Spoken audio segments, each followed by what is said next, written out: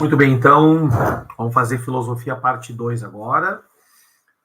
Filosofia parte 1 foi filosofia antiga, um resumidão assim daquilo que pode aparecer no Enem, de acordo com as pesquisas antigas, né? Então, nos últimos 5 anos, as questões de filosofia que mais apareceram no Enem foi filosofia antiga e filosofia moderna. Então, agora, de modo resumido, ok, vamos tentar fazer uma filosofia moderna aqui. Quando a gente fala de filosofia moderna, a gente tem que pensar, de certo modo, 3 tópicos, tá? Revolução científica, poder e filosofia política e a epistemologia, tá certo?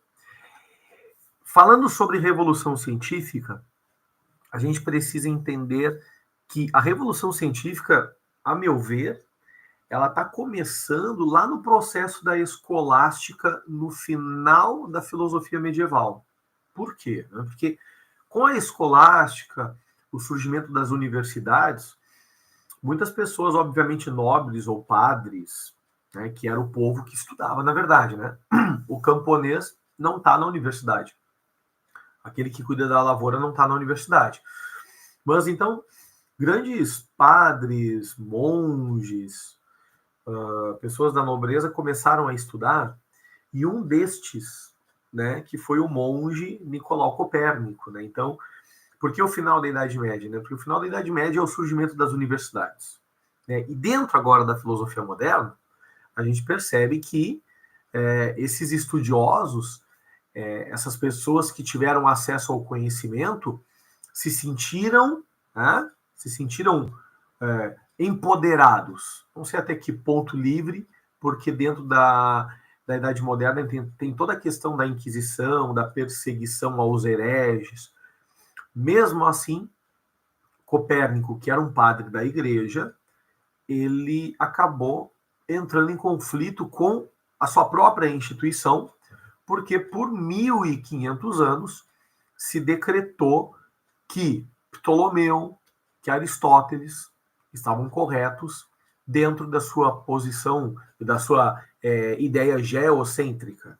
Então, o que é o geocentrismo? A Terra no centro, terra imóvel, no centro, e por 1500 anos se aceitou essa ideia que, lá na filosofia antiga, com Aristarco, já havia um conflito, né? Porque para Aristarco, a Terra não era o centro, né, do cosmos. Para Ptolomeu, a Terra era o centro. Aristóteles, ele vai defender mais a ideia de Ptolomeu. E significa que lá na filosofia antiga já havia esse confronto entre heliocentrismo, Sol no centro, ou geocentrismo, o Geo no centro. Havia, o Geo no centro não, a Terra no centro. Havia esse conflito. Por 1500 anos, dentro da filosofia medieval, não houve, enfim, se aceitou, a igreja decretou que a Terra era o centro, mas o Copérnico ele está construindo agora uma ideia, uma teoria, ele está trazendo de novo essa discussão e ele busca defender que a Terra não é o centro, né? Copérnico, então, ele vai ser preso, Copérnico ele vai tentar ser silenciado, né? Então ele e Galileu também vão ficar sobre regime semiaberto, prisional, em silêncio, enfim. Mas o Copérnico, então, ele através dos escritos dele, a revolução como é que é? A revolução da órbita celeste, agora me perdi o nome do livro, mas o livro, os livros de Copérnico, então, vão trazer a ideia, e ele vai trazer essa ideia de que o geocentrismo está errado e o heliocentrismo que é o correto. E dentro, então, desse momento da filosofia moderna, que está se inaugurando a revolução científica, a gente chama esse momento de revolução copernicana, porque está se defendendo uma nova ideia em detrimento dessa geocêntrica, enfim, que estava há 1500 anos como ideia. Copérnico ele não vai conseguir comprovar que a sua teoria está certa, mas o Galileu ele vai conseguir comprovar. Então, Galileu, através do desenvolvimento das lentes, através do desenvolvimento das lunetas, ele consegue comprovar, então, que o heliocentrismo ele é a teoria correta, A Igreja Católica vai demorar mais uns 200 anos para pedir, dentro de uma cerimônia do Vaticano, perdão, né, aos erros, enfim, de conhecimento, erros epistemológicos da Igreja, em defender coisas que, né, começou a se tornar indefensável. Então, essa revolução científica, ela vai começar com essa transição, né, a passagem de uma ideia geocêntrica para uma ideia heliocêntrica. O que significa isso, né? Que o ser humano, ele sai, enfim, do centro, né, porque a Terra era o centro, e passa a ser visto como mais um. Né? Então, o ser humano, ele não é a coisa mais importante agora. Ele passa a ser, o nosso planeta, ele passa a ser visto como qualquer um dos outros planetas. É claro que, mesmo assim, vai ser difícil de aceitar essa ideia, porque a gente percebe que pela revolução científica depois e pela própria filosofia moderna, o ser humano busca querer ainda ser o dominador, né? O dominador de tudo, o dominador da natureza, dominador através da razão, né? Se antes, lá na filosofia medieval, eu usava Deus como parâmetro do bem e do mal, como direcionador da minha vida moral e ética, agora, cada vez mais, eu estou buscando autonomia, eu estou buscando pela razão, a razão como direcionamento meu ético e moral, e conhecendo a razão, eu consigo dominar a natureza. Então, há esse antagonismo, há esse cartesianismo, que a gente vai ver depois ali na epistemologia, entre corpo, mente, razão, homem e natureza, onde o homem vai buscar dominar a natureza. Mas nesse sentido aqui, a Revolução Copernicana, ela traz isso, né? Nós somos apenas um elemento a mais, nós não somos mais importantes, né? E se nós não somos mais importantes, né, então quer dizer que Deus ama tudo igualmente, Deus não ama mais o homem e a mulher do que a natureza e os seus outros seres? Então é o que está em jogo também aí. Galileu, ele vai conseguir comprovar que o Copérnico está certo. Galileu também vai ficar no silêncio, né? Galileu, ele também vai ser sentenciado pela igreja. Diferente de Giordano Bruno, né? Giordano Bruno, aluno de Copérnico, quando Copérnico morre, os livros de Copérnico, eles começam a ser publicados. Então, por que não foi antes publicado? Por respeito a Copérnico, né? Então, Copérnico, ele realmente teve que abdicar das suas ideias heliocêntricas para não morrer. Mas quando ele morre, o Giordano Bruno, ele pega essas ideias e começa a propagar, e Giordano Bruno é morto na fogueira, né? Queimado vivo por defender as ideias de seu mestre. Então, quando a gente fala de revolução científica, a gente está falando dessa questão, né? Então, Copérnico, o Galileu, o Giordano Bruno, Isaac Newton. Então, está se inaugurando, né, o início de um novo método científico, que vai ser melhor falado para o Francis Bacon, que vai ser melhor falado para o René Descartes. Esse momento, então, e lá na história também, né? Quando uma das coisas mais cobradas dentro da história, dentro do Enem, também é a Idade Moderna. Então a gente tem que entender que a Idade Moderna, a filosofia moderna, está se ocorrendo dentro da Europa uma efervescência de movimentos.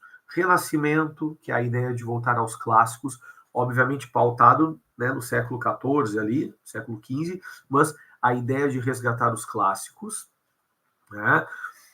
Principalmente ali, né, Sócrates, Platão, Aristóteles vai demorar um pouco para ser resgatado, porque Aristóteles foi o último filósofo ali, o último filósofo que a igreja, de certo modo, recebe influência por causa de Tomás de Aquino. Então, Tomás de Aquino, ele fez uma releitura de Aristóteles, e ele aprendeu a fazer essa releitura de Aristóteles com os filósofos árabes, né? E esse Aristóteles, então, ele de certo modo influenciou muito o final da Idade Média dentro da Igreja. Então, o Renascimento, ele está renunciando de certo modo às ideias de Aristóteles.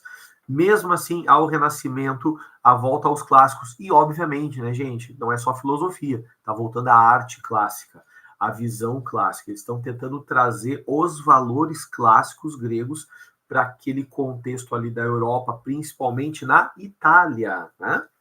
Então, nesse momento também está ocorrendo o humanismo, que ele é um movimento que vai, sim, né, valorizar o homem não mais como um ser e tipo só espiritual, filho de Deus, mas o resgate do valor humano no sentido natural. Né? Então, uma visão mais da natureza humana, uma visão mais voltada para o ser humano natural e não para o ser humano mais espiritual. Está ocorrendo também, dentro desse momento, a questão da reforma protestante. Né? Então, Lutero ele tem uma grande força nesse momento, defensor da tolerância, defensor da liberdade e da livre interpretação da Bíblia, por exemplo. Então, Lutero ele vai rachar com a Igreja Católica, o qual ele era padre da Igreja, pertencia à Igreja. Ele acaba criando, então, a Igreja Luterana, e dentro dessa questão, por causa também da criação da prensa, da imprensa, ele acaba traduzindo, então, a Bíblia, que estava no latim, para o alemão, e que é a primeira língua, depois do latim, em que a Bíblia ela foi, de certo modo, transcrita. Foi transcrito para o alemão, traduzida para o alemão, e essa livre interpretação bíblica possibilitou aos cristãos também maior liberdade. Então, o católico, ele seguiu indo na igreja, na missa, sem entender muito do rito, porque o rito ele era todo praticado em latim.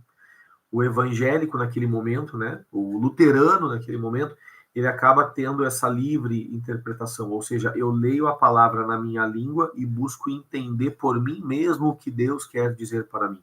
Então, essas liberdades, esse desenvolvimento também das ciências, né, estão ocorrendo aí no início da filosofia moderna.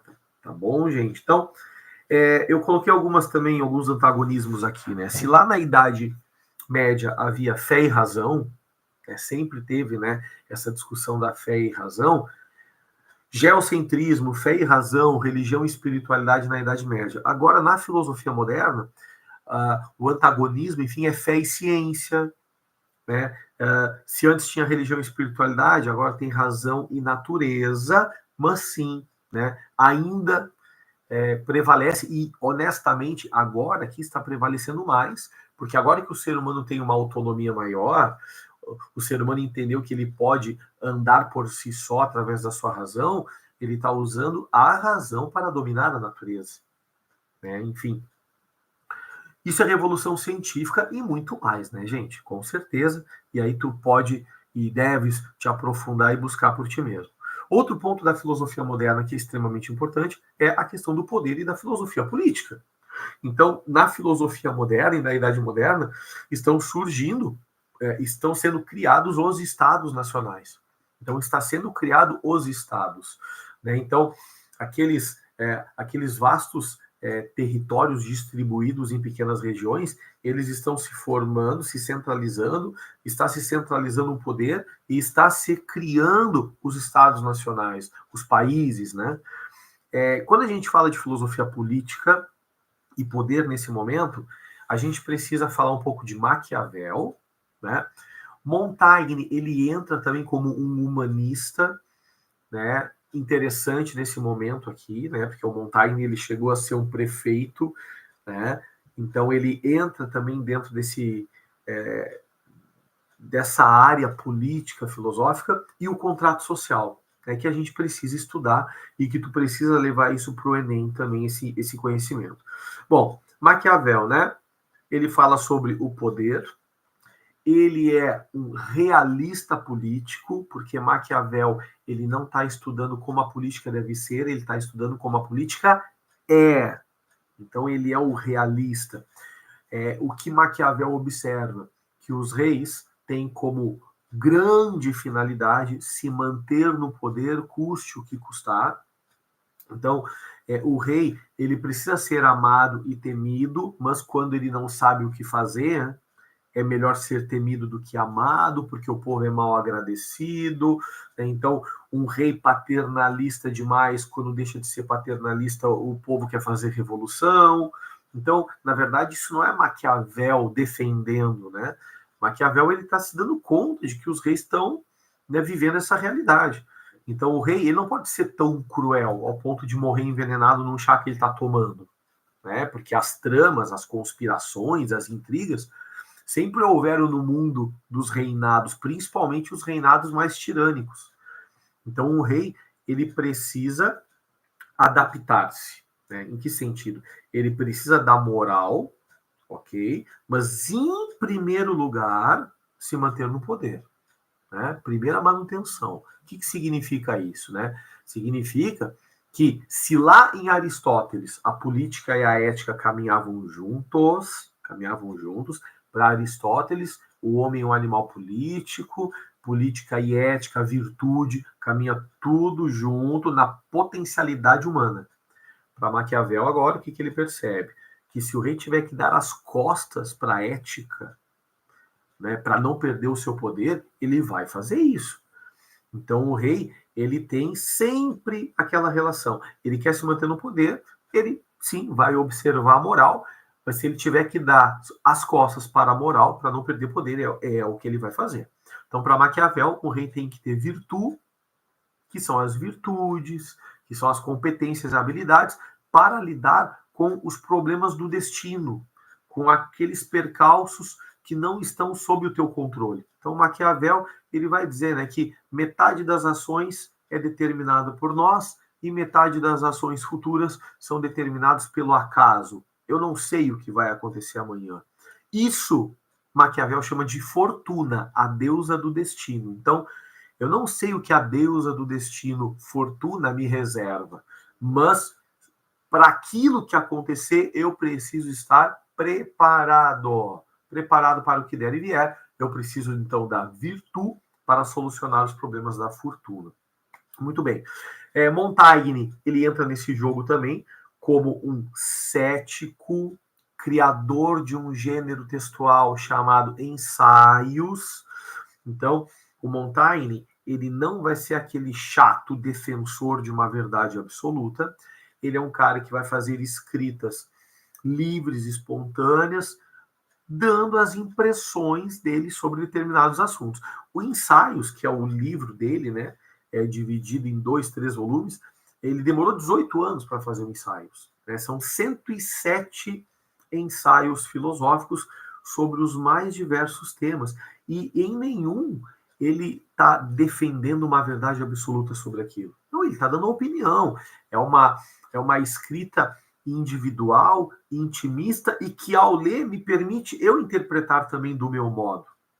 Então, o Montaigne ele vai escrever o que ele chama de o eu experimentado, ou seja, o eu, né, experimentado no mundo, vivendo no mundo, interpreta as coisas de um modo específico, particular. E é esse modo específico de interpretar a realidade que eu estou escrevendo. Mas é o meu modo. Então, o Montaigne ele é um cético nesse momento humanista, né?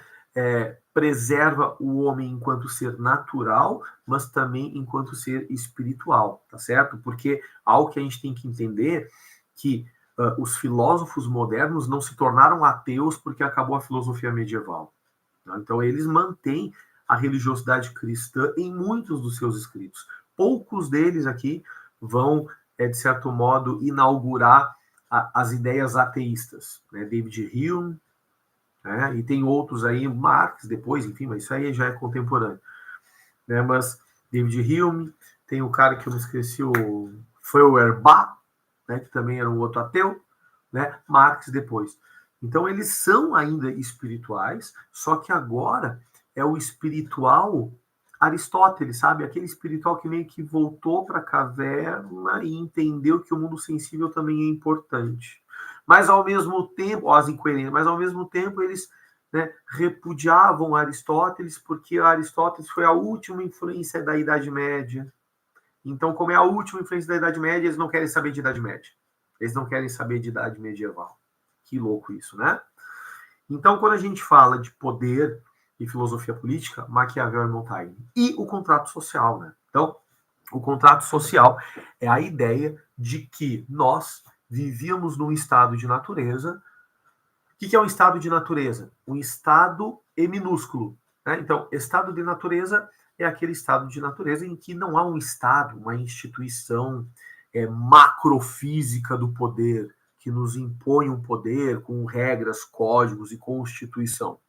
Então, nós, no estado de natureza, a gente vivia o mais natural, sem código, sem regra possível. Porém, para esses três filósofos contratualistas, não deu certo. A gente não conseguiu viver no modo de estado da natureza, e é por isso que a gente funda, é por isso que a gente cria o Estado Civil.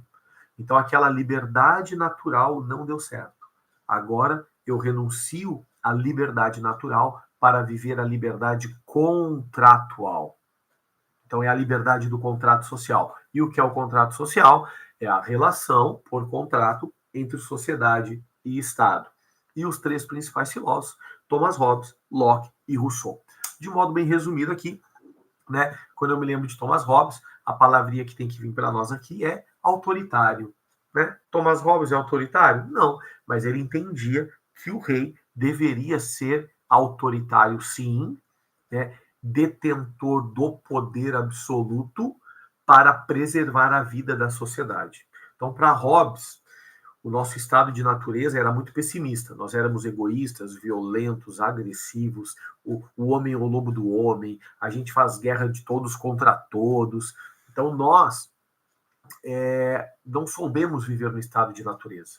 Então, se eu tinha dúvidas sobre aquela pessoa ali, se eu pensasse que aquela pessoa queria me matar ou que ela estava tramando contra mim, eu já ia lá matar antes. Então, é um estado de natureza extremamente violento para Hobbes.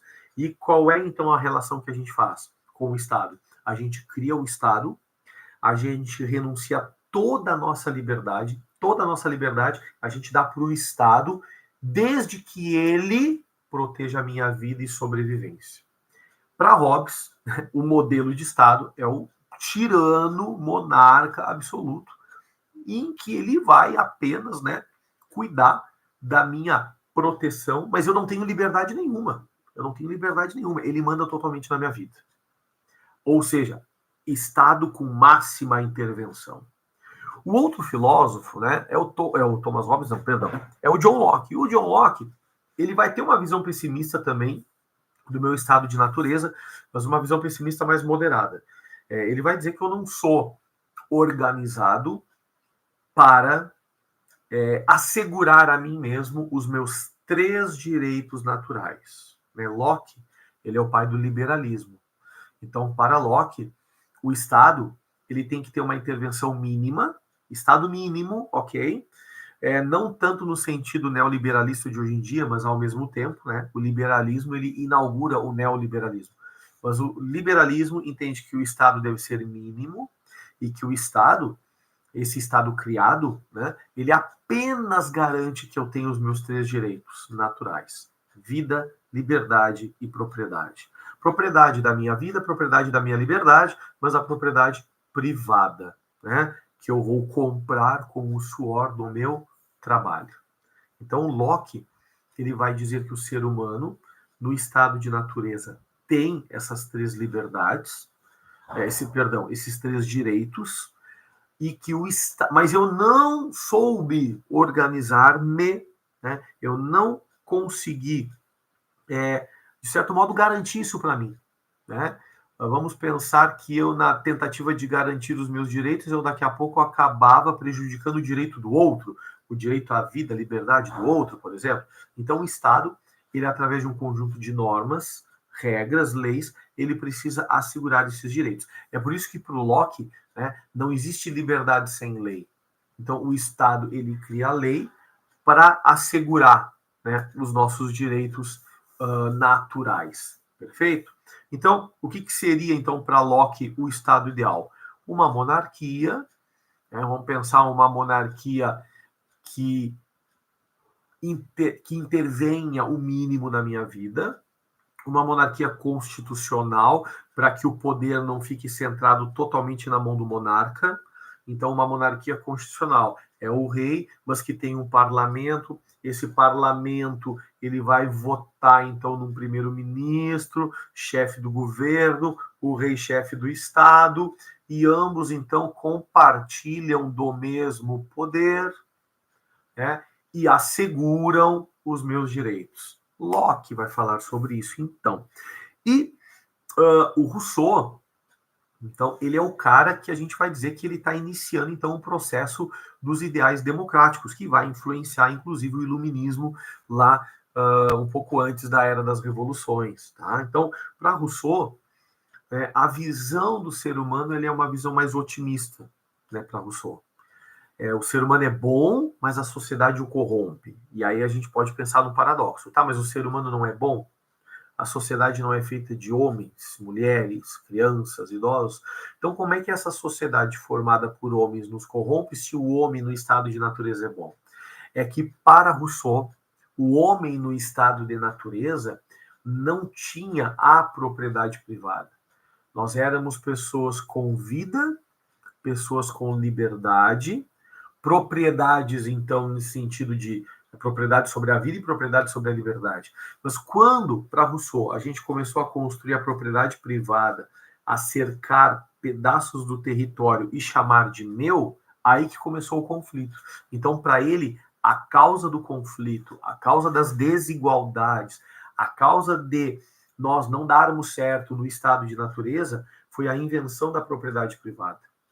Então, hoje, eu preciso do Estado para que ele regule as propriedades, para que ninguém tenha mais do que o outro, e, ao mesmo tempo, esse Estado ele precisa de um governante que represente os interesses do povo. Então, o povo precisa colocar. Então, o Rousseau, ele não é a favor da monarquia. Eu não voto em monarca. Né? A monarquia, ela vem com a dinastia, né? Passada de geração em geração. Então, eu voto num governante e esse governante precisa olhar para o povo, né? Partilhar do poder, compartilhar o poder com o povo, e o povo, que também é detentor, né, desse poder, o poder popular, ele vai trabalhar junto com esse governante, o governante vai executar os meus interesses enquanto cidadão. E caso isso não ocorra, impeachment, vamos tirar o governante, vamos botar outro. Então, Rousseau vai inaugurar o Estado da democracia representativa. Né? Democracia representativa. Muito bem. Então, quando a gente fala de contrato social, né, nós estamos aí por cima falando sobre isso. Né? Então, pode cair no Enem como não, mas filosofia moderna é algo que cai bastante, segundo a análise das últimas 5 provas do Enem. Epistemologia, tá? 27 minutos de aula, eu vou tentar ser aqui, ó, rapidinho. Aqui, ó. Epistemologia é a busca de uma caminhada segura para atingir conhecimentos verdadeiros. Quando a gente fala de epistemologia, nós estamos falando de teoria do conhecimento. Né? E, assim como, né, lá na Idade Antiga, na filosofia antiga, havia aquele debate, né? Te lembra? Heráclito versus Parmênides.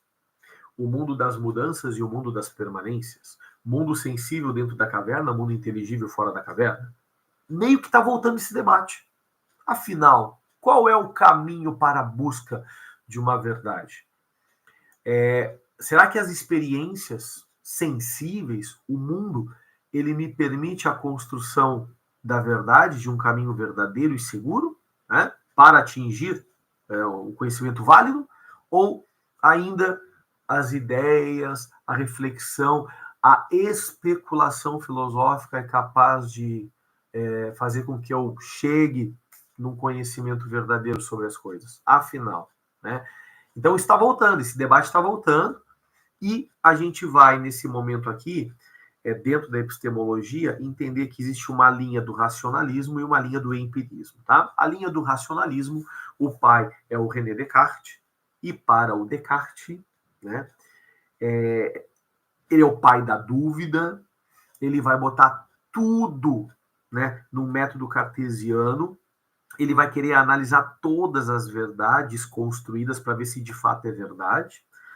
né, ele vai buscar duvidar de tudo para tentar, né, de certo modo, chegar em algum conhecimento verdadeiro. Só que para ele, pai do racionalismo, eu vou fazer isso pela razão. A experiência, ela não é suficiente, a vida das sensações, né, dos sentidos, não são suficientes para eu chegar na verdade, para eu chegar no conhecimento verdadeiro. Então, o racionalismo, ele vai usar a razão. E para Descartes, quando a gente nasce, nós já nascemos com algumas ideias formadoras, né? E a reflexão, o confronto destas ideias, que a gente vai chamar de ideias inatas, eles vão promovendo ideias mais polidas, especulativas, e eu vou conseguindo chegar num grau de verdade, de conhecimento válido. O princípio da filosofia de Descartes é o cogito ergo sum, penso, logo existo. Então, ele vai se dando conta das coisas. Bom, o Descartes ele vai duvidar se, inclusive, o meu corpo é real. Então, ele vai colocar tudo sobre a dúvida, tá certo? E ele vai dizer, bom, afinal, eu existo? Né? Eu existo. Só que, olha qual é o princípio dele. Eu penso, e por pensar eu existo. Agora, eu não sei se o que eu penso é certo ou errado, eu tenho que botar tudo, né, no método ali da dúvida, o método cartesiano, mas o que eu penso, eu não sei se é verdade ou mentira, mas só pelo fato de pensar, eu sei que eu existo.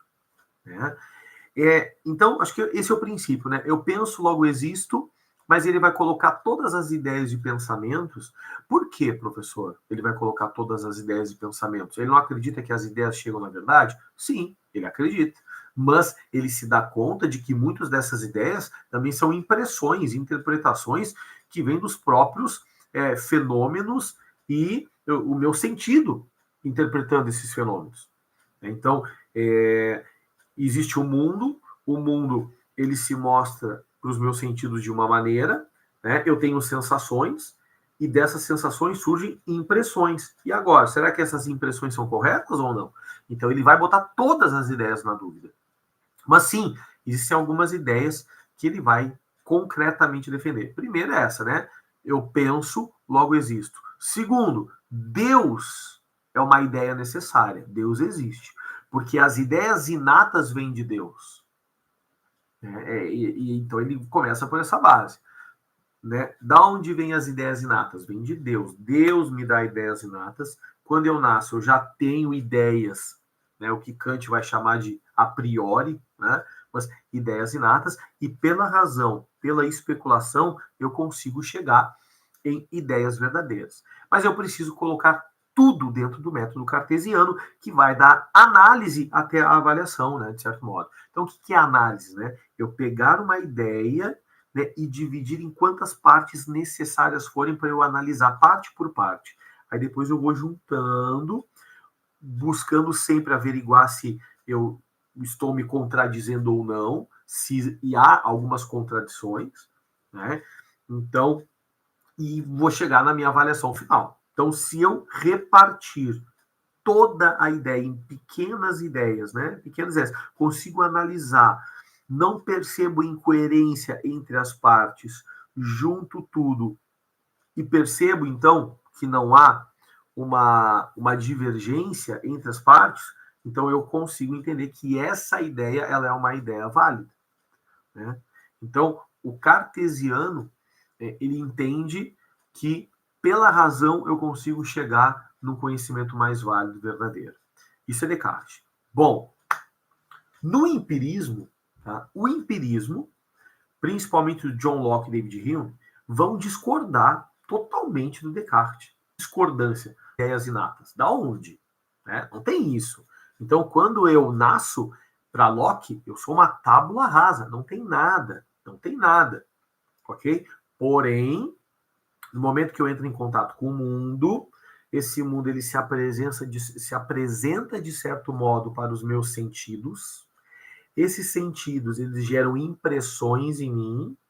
E segundo o empirismo de Locke, eu preciso, de certo modo, confiar nessas impressões.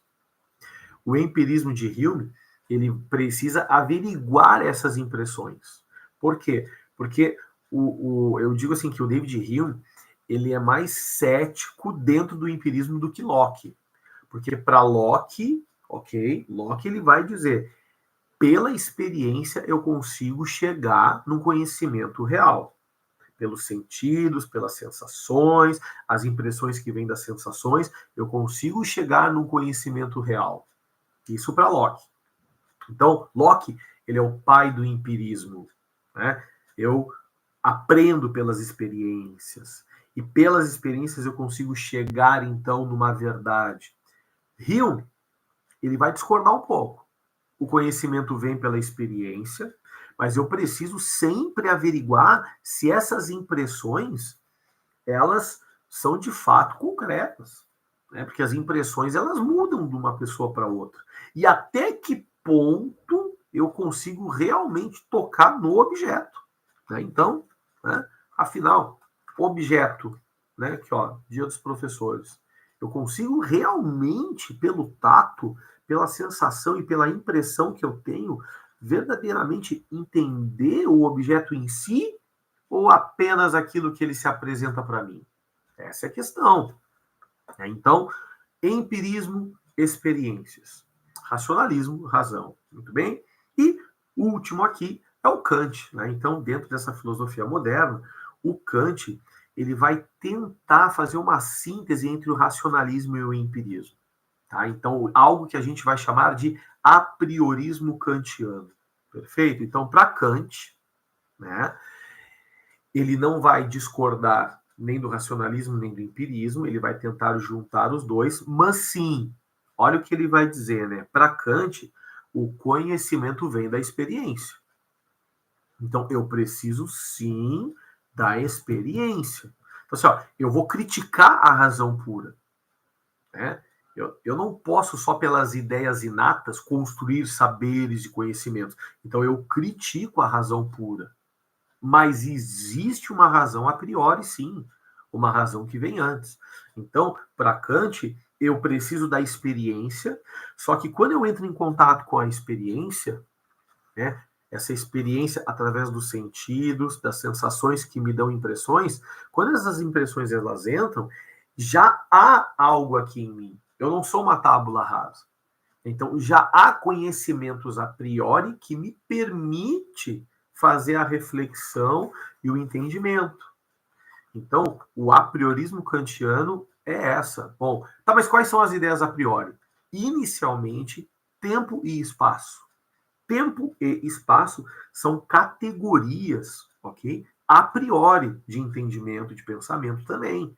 Então, quando eu estou agora nesse momento aqui, a audição, né, tato, enfim, né, mas tudo que está acontecendo agora, né, eu consigo, de certo modo, reter, absorver, compreender, entender, porque em mim também tem já uma categoria, uma base inata que me permite o conhecimento entrar, a impressão das minhas sensações entrar em mim e eu conseguir fazer as minhas sínteses, conseguir fazer as minhas ciências. E quais são, então, por excelência, as duas categorias a priori? Tempo e espaço. Ok? Então, Kant, ele junta, de certo modo, o racionalismo e o empirismo. Muito bem, gente. Filosofia antiga na aula 1, filosofia moderna na aula 2. Tá? Próximos videozinhos, a gente vai falar, então, de sociologia. Beijo, até a próxima. Fiquem com o Papai do Céu. Tchauzinho.